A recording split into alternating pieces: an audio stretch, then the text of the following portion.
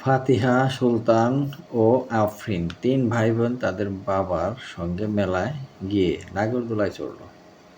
নাগরদোলায় প্রতিবার উঠলে ১৫ টাকা করে দিতে হয়। নাগরদোলায় ফাতিহা ৫ বার, সুলতান ৭ বার এবং আফরিন ১ বার উঠল। বাবা কাউন্টারে ৫০০ টাকা দিলেন, তিনি কত টাকা ফেরত পাবেন?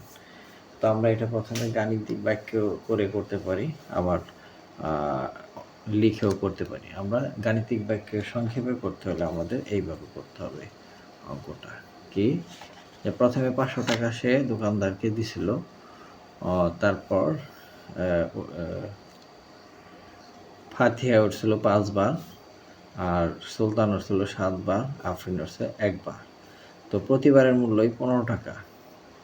তাহলে এই ৭ দিয়ে ১৫ গুণ হবে, ৫ দিয়ে ১৫ গুণ হবে, আর ১ দিয়ে ১৫ গুণ হবে। তাহলে অঙ্কটা আসবো এরকম: বিয়োগ ৫ × ৫ = ৭৫ যোগ ৭ × ১০৫ যোগ হচ্ছে ১৫ এখন ৫০০ বিয়োগ এই তিনটা যোগ করলে হয় ১৯৫।